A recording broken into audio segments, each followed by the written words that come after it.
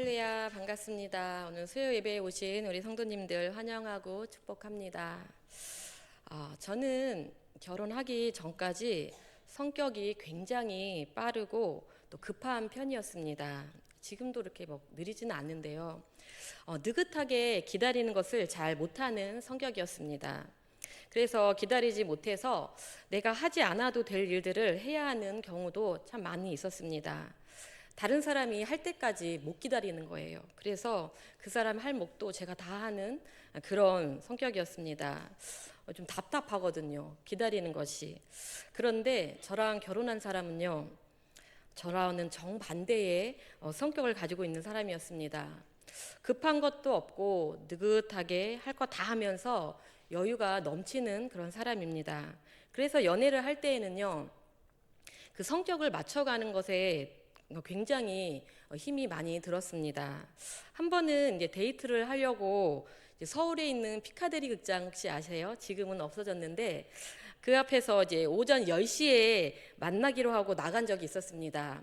그러니까 당시 남편은 청주에 살았고요. 청주에서 이제 학교 공부하면서 있었고 저는 이제 연천에 있었어요. 그러니까 굉장히 거리가 있잖아요. 그래서 제일 이제 중간인 서울의 그 피카디리 극장에서 항상 이제 주말마다 만났습니다. 근데 약속이 있는 날이면요, 아침에 일찍 준비를 하고 이제 나섭니다. 저는 이제 그 시간 약속보다는 항상 30분 먼저 나가서 기다리는 성격이었습니다. 그날도 이제 일찍 나가서 기다리고 있는데요, 10시에 만나기로 했는데 나오지 않는 거예요. 당시에는요, 핸드폰이 없잖아요. 당시 이게 삐삐만 있었어요. 삐삐. 새로운데 삐삐가 있었는데 그 삐삐를 쳐도 이 사람이 도대체 연락을 안 하는 거예요. 처음에는 이제 너무 화가 나죠. 계속 기다려도 오지 않으니까. 근데 점점 더 오지 않으면 이제 불안해지잖아요. 사람이 연락도 안 되고 오지도 않고 하니까 너무 화가 나서 가려다가 혹시 무슨 일이 있나? 또 혹시 사고 나지 않았나? 이런 걱정 때문에 기다렸습니다. 몇 시간을 기다렸냐면 2시간을 기다렸어요. 엄청 많이 기다렸죠. 지금도 막 너무 억울해요. 2시간이 지나서야 어슬렁어슬렁 남편이 나타났습니다. 그래서 무슨 일 있었냐고 이렇게 물어봤더니 아무 일도 없었대요. 그냥 늦은 거래요. 이제 머리 끝까지 화가 이제 막 치밀어 올라오는 거예요. 근데 진짜 헤어질까? 이 사람하고 사귀지 말까? 별 생각이 다 들었습니다. 그런데 결국 이제 결혼을 했는데요. 하나님께서 그런 사람하고 결혼하게 한 이유가 있었습니다. 남편의 그런 느긋한 성격 덕분에 저의 급하고 빠른 그 성격이 좀 많이 중화가 되고 고쳐졌습니다. 살면서 좀 여유가 있어도 되는구나라는 사실을 깨닫게 된 것입니다. 어릴 때에 이제 환경 탓에 늘 쫓기듯 살아서인지 정말 여유가 없이 살았습니다. 그런 환경들 때문에 늘 불안하고 시간의 강박이 항상 저를 힘들게 했습니다. 지금도 사실은 시간의 강박은 있어요. 그렇지만 이제 그 어릴 때처럼 이제 심하진 않은데요. 그러니까 저와 정반대인 사람을 만나게 하시고 또 기다림이 나쁘지 않다는 것을 알게 해 주신 것입니다. 또 신앙생활하면서 또 이 기다림을 통해서 하나님의 시간이 따로 있음도 알게 되었습니다. 우리 인간은 늘 시간의 지배를 받으면서 살아가지요. 어떨 때는 그 시간이 감옥같이 느껴질 때도 있습니다. 그러한 시간 안에 살아가는 우리는 우리의 힘으로 과거를 되돌릴 수도 없고요. 미래를 앞당길 수도 없습니다. 오직 흘러가는 시간 속에서 지금 현재의 찰나를 살아내는 것입니다. 그럼 이러한 시간 속에 살아가는 우리가 살면서 가장 힘든 것이 무엇일까요? 바로 기다림입니다. 왜 하나님은 빨리 응답하지 않으실까? 지금이 딱 좋은 타임인 것 같은데 왜 문이 열리지 않을까? 이런 조급함 때문에 하나님보다 앞서 달려가다가 일을 그르치기도 합니다. 반대로 내 욕심 때문에 하나님이 주신 타이밍을 놓쳐버리기도 하지요. 오늘 읽은 본문을 보면 예수님의 형제들이 바로 이 조급함의 전형을 보여줍니다. 형제들은 지금이 기회다. 지금 예루살렘을 올라가서 당신의 능력을 증명해라 라고 예수님을 몰아붙입니다. 인간의 눈으로 볼 때 골든타임이라고 생각하고 제안한 것이지요. 오늘 본문의 내용을 간단하게 정리해 보면요. 예수님은 6장에서 많은 사람들에게 오병이어의 기적을 보이셨습니다. 그 기적을 본 사람들은 예수님이라면 로마 제국에 맞서서 이스라엘을 구원해낼 것이라고 생각했습니다. 그때부터 사람들은 예수님이 자신들의 육체적 배고픔을 해결해 줄 선지자로서 또 이스라엘의 지도자로서 바라보았던 것입니다. 그러나 예수님은 그러한 육신의 배고픔만을 해결하려고 오신 분이 아니시지요. 예수님은 생명의 떡으로 오신 그러한 분이시라는 사실을 사람들은 알지 못했던 것입니다. 오늘 본문의 예수님의 형제들도 마찬가지였습니다. 예수님의 형제들은 예수님이 예루살렘으로 올라가면 모든 것이 다 해결될 것이라고 생각했습니다. 그래서 예루살렘으로 올라가라고 재촉했던 것입니다. 그러나 예수님의 대답이 무엇이었나요? 내 때는 아직 이르지 아니하였거니와 라고 말씀하심으로 아직 때가 아님을 이야기하십니다. 오늘 말씀을 통해서 내 시간에 갇혀 허우적거리는 삶에서 벗어나 하나님의 시간에 발을 맞추는 법을 깨닫기를 소망합니다. 우리가 살아가는 시간이지만 우리가 서둘러서 되는 것이 아니라 하나님의 때에 움직여야 역사가 일어나게 된다는 사실을 우리는 알아야 합니다. 우리의 조급함은 불신앙의 증거가 될 수 있기 때문이지요. 또 내가 생각하는 최적의 때가 하나님이 보시기에는요, 최악의 때일 수도 있다는 사실입니다. 우리 사랑하는 성도님들, 우리 성도님들은 자신의 시간을 보고 계신가요? 아니면 하나님의 시간을 기다리시나요? 사람의 때와 하나님의 때가 무엇이 다른지, 또 그리고 왜 내가 원하는 때보다 하나님의 때를 기다려야 하는지 한번 알아보겠습니다. 먼저 우리 사람의 때입니다. 이 사람의 때는 어떤 때를 가리키는 것일까요? 사람의 때란 바로 세상의 영광을 구하는 타이밍을 말하는 것입니다. 오늘 본문 3절에서 5절을 보면 형제들이 예수님께 이야기하는 장면이 나오지요. 3절, 4절 말씀을 제가 읽어드리겠습니다. 그 형제들이 예수께 이르되 당신이 행하는 일을 제자들도 보게 여기를 떠나 유대로 가소서. 스스로 나타나기를 구하면서 묻혀서 일하는 사람이 없나니 이 일을 행하려 하거든 자신을 세상에 나타내소서 하니, 예수님의 형제들은요, 초막절이라는 큰 명절을 앞두고, 즉 사람들이 많이 모이는 날에 예루살렘으로 올라가라고, 그래서 화려하게 데뷔하라고 이야기합니다. 세상에 나타내려면 지금이 적기라고 이야기하는 것입니다. 동생들은 예수님께 숨어서 일하지 말고 당당히 자신을 세상에 나타내라고 이야기합니다. 너무나 그럴듯하지요. 바로 효율성을 이야기하는 것입니다. 우리는 때론 이런 효율성을 가지고 세상에 나가려고 합니다. 하나님이 일하시도록 내어드리는 것이 아니라 내가 주님보다 먼저 나아가 주님의 이름으로 일하려고 하는 경향이 있습니다. 그러나 이러한 것은요, 주님을 목적으로 하는 것이 아니라 수단으로 삼으려는 믿음 없는 모습입니다. 오병이어의 기적을 맛본 사람들은 예수님이라면 자신들을 로마의 압제에서 벗어나게 해주고 배불리 먹게 해줄 것이라고 확신했습니다. 자신의 욕망을 이루어줄 수단으로 생각했던 것입니다. 그러나 예수님은 그러한 목적에서 이 땅에 오신 분이 아니지요. 예수님의 동생들 또한 세상의 권력과 힘의 논리에 맞춰서 예수님을 바라보았고, 또 그렇게 세상의 영광을 구하는 타이밍을 이야기한 것입니다. 사람들은 보기 좋은 때, 또 박수 받는 때, 효율적인 때를 찾습니다. 그러나 성경은 이러한 때를 찾는 이들을 예수를 믿지 않는다고 평가합니다. 5절 말씀입니다. 제가 읽어드릴게요.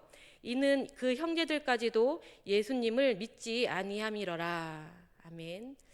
예수님의 형제들은 누구보다도 예수님을 너무나 잘 알고 있었던 사람들입니다. 어머니 마리아, 또 아버지 요셉의 형제였으니 너무나도 잘 안다고 생각했을 것입니다. 그러나 아이러니하게도요, 그들은 예수님을 잘 알지 못했습니다. 육신으로는 예수님의 형제들이었지만 육에 속해 있던 동생들은 영에 속한 예수님을 알지 못한 것이죠. 어떻게 보면 당연한 일일 수도 있습니다. 믿음이 없을 때는 세상의 마케팅 논리에 집중하게 되어 있습니다. 세상에서 말하는 성공과 또 권력의 논리가 귀에 들어옵니다. 그래서 고난의 시간, 어려움의 시간을 기다리지 못하는 것이지요. 왜냐하면 고난보다는 꽃길만을 원하기 때문입니다.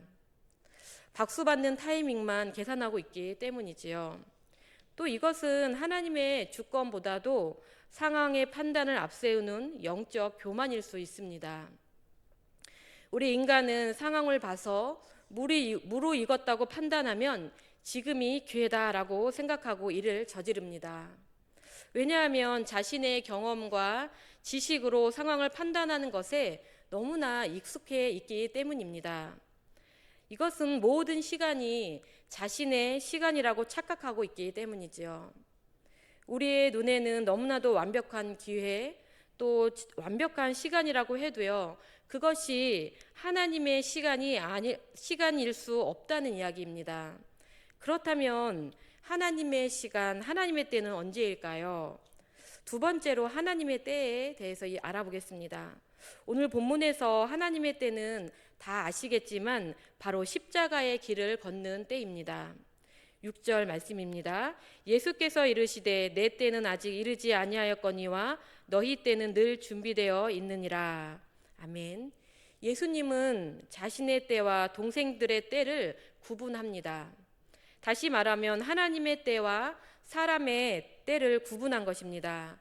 그리고 7절에서 이렇게 다시 말씀하시지요. 세상이 너희를 미워하지 아니하되 나를 미워하나니 이는 내가 세상의 일들을 악하다고 증언함이라. 아멘. 다시 말하면 예수님께서 이렇게 말씀하시는 것입니다.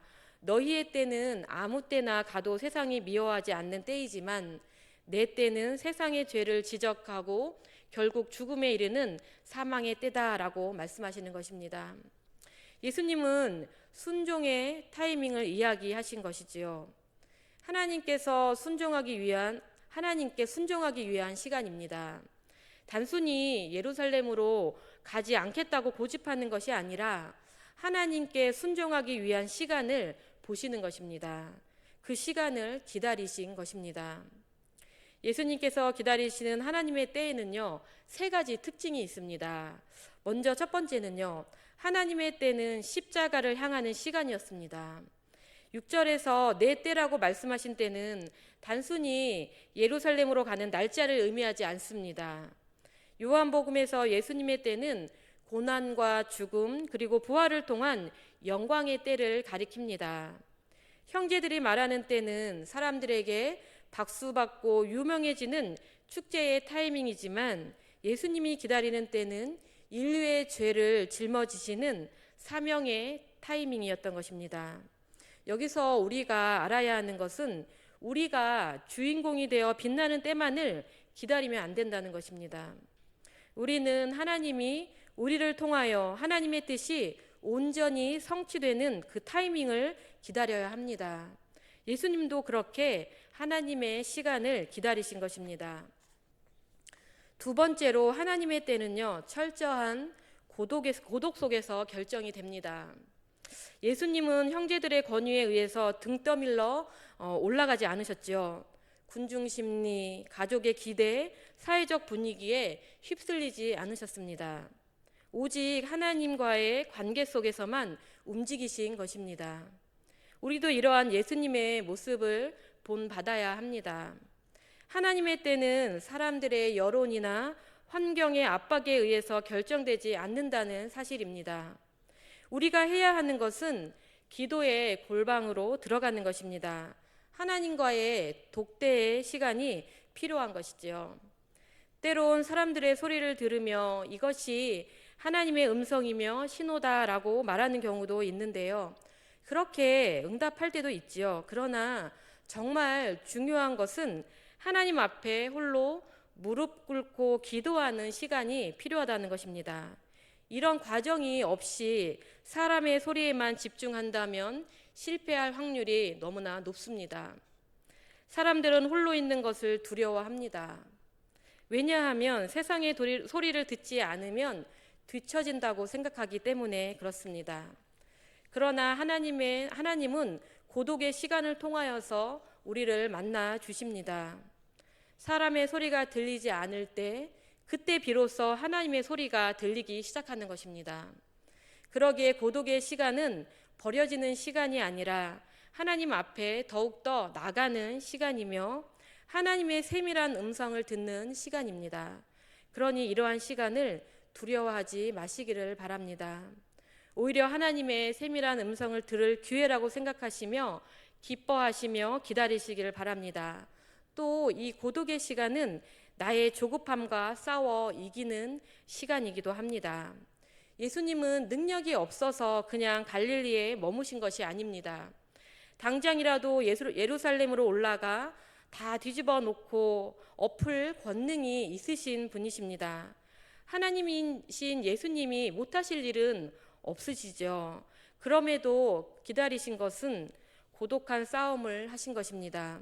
하나님과 관계 안에서 하나님의 시간을 기다리신 것입니다. 고독은 우리 자아가 죽는 장소입니다. 무엇인가 보여줘야 하는 욕심이 아니라 하나님의 계획이 드러나게 하고 나의 자아는 없어지는 시간이 바로 이 고독의 시간입니다. 이러한 시간 없이 계속 올라가기만을 바란다면 그러한 믿음은 자신만을 위한 믿음일 것입니다. 하나님의 때는 내가 무엇인가 준비되었을 때 오는 것이 아니라 내 안에 주권이 완전히 바뀌었을 때 오는 것입니다. 내가 주인 되어서 살아가는 삶에서 하나님의 뜻이 한 발자국 죄송합니다. 제가 줄을 잘못 봤어요. 내가 준비되었을 때 오는 것이 아니라 내 안의 주권이 완전히 바뀌었을 때 하나님의 그 신호가 온다는 것입니다. 내가 주인 되어서 살아가는 삶에서 하나님은 더욱더 고독하게 만드실 것이고 하나님만 바라보게 하실 것입니다. 예수님은 갈릴리라는 고독의 장소에서 하나님의 뜻이 아니면 한 발자국도 가지 않겠다는 자기 부인의 삶을 몸소 보여주신 것입니다.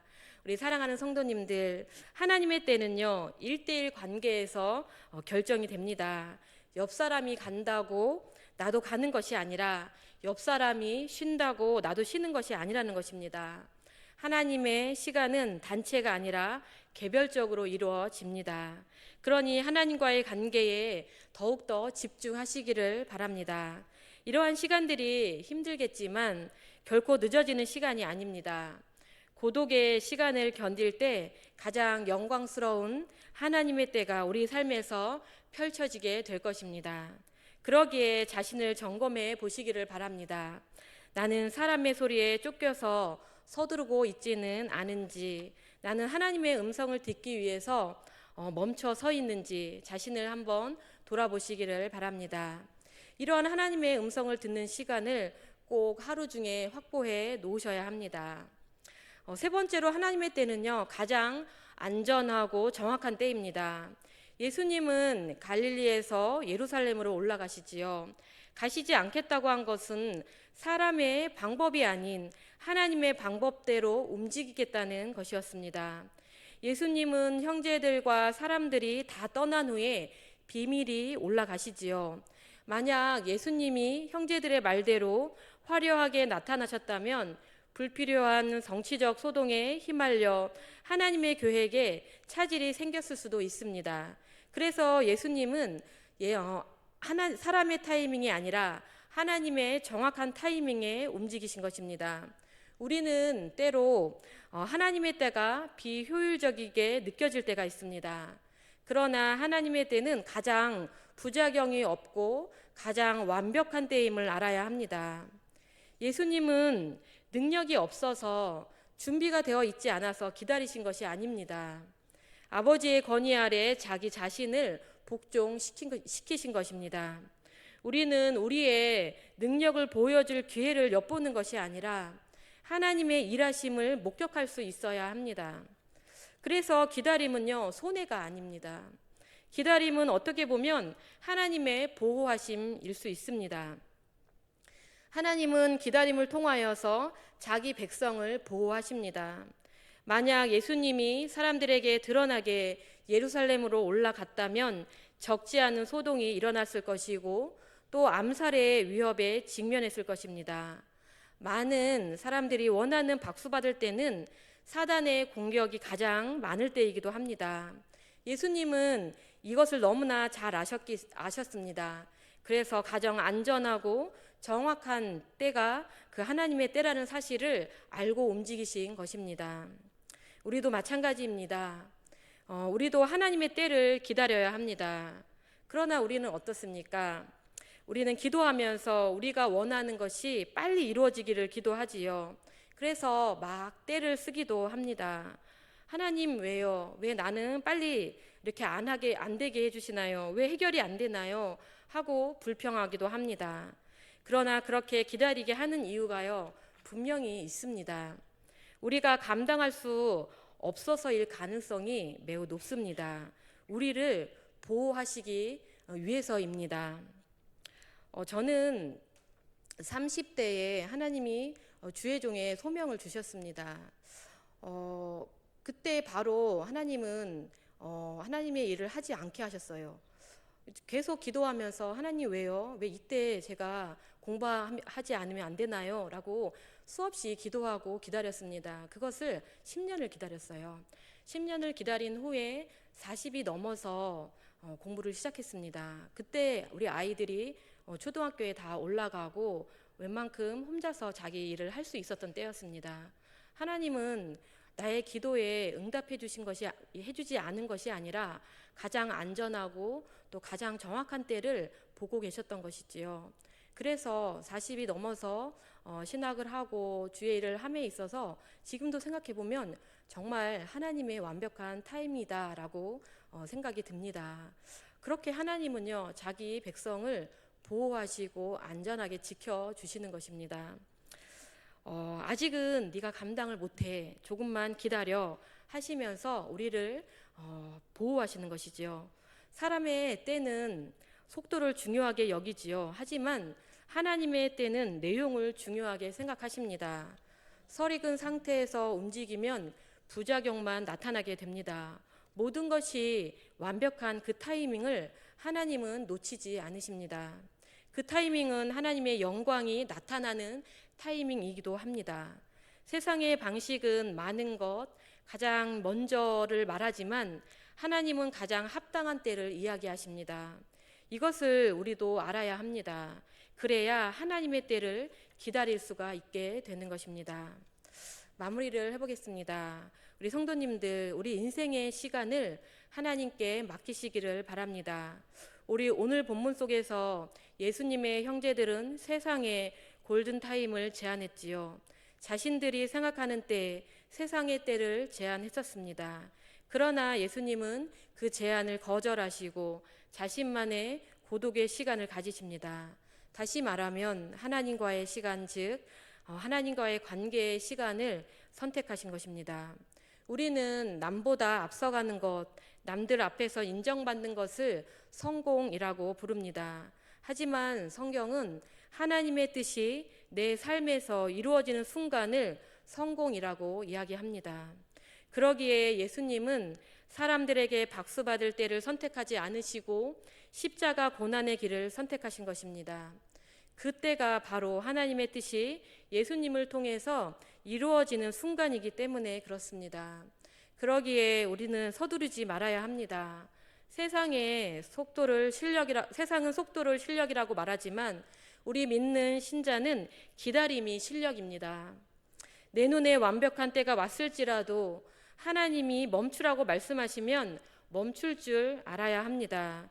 이러한 모습이 진짜 믿음의 사람의 모습입니다. 그리고 고독의 시간을 즐기시기를 바랍니다. 이 고독의 시간은 버려지는 시간이 아닙니다. 고독의 시간, 기다림의 시간은 우리를 안전하게 보호하는 시간입니다. 우리에게 가장 안전한 시간, 가장 완벽한 시간은 하나님께서 분명히 예비해 놓고 계십니다. 우리가 보기에 늦어 보이지만 하나님의 시간은 결코 늦지 않는다는 사실입니다. 예수님은 결국 예루살렘으로 올라가셨고 구원의 역사를 이루셨습니다. 사람의 눈에는 기다림의 시간이 비효율적이고 낭비하는 시간처럼 여겨질지 모르지만 하나님의 시간으로 볼 때는 그것이 가장 안전하고 가장 효율적인 시간인 것입니다. 우리 사랑하는 성도님들, 우리 성도님들의 시간을 하나님께 맡기시기를 바랍니다. 봄의 계절이 빨리 보고 싶다고 시간을 빨리 돌이켜 봄이 올 수 있게 하나요? 그렇지 않지요. 겨울에 추운 시간을 견뎌야 봄이 오고 또 꽃이 피는 것입니다. 예수님께서 내 때가 아직 이르지 아니하였다라고 말씀하신 그 예수님의 음성에 귀를 기울이시기를 바랍니다. 다시 말해서 내 때가 아닌 하나님의 때를 기다려야 한다는 것입니다. 그런 하나님의 때를 기다릴 수 있는 방법은 단 한 가지입니다. 바로 우리의 자리를 내려놓고 우리의 주권을 하나님께 맡겨 드릴 때 가능한 것입니다. 사랑하는 성도님들, 우리의 인생의 시간의 주권을 주님께 드리시기를 바랍니다. 그렇게 하나님께 맡길 때 우리의 가고 서는 길을 우리 주님께 맡길 때 우리는 하나님의 뜻대로 그렇게 살 수가 있게 됩니다. 또 그럴 때 자유함을 누리게 되는 것입니다. 우리 성도님들, 하나님의 시간 속에서 하나님이 주시는 가장 완벽한 때를 기다리면서 사시기를 소망합니다. 기도하겠습니다.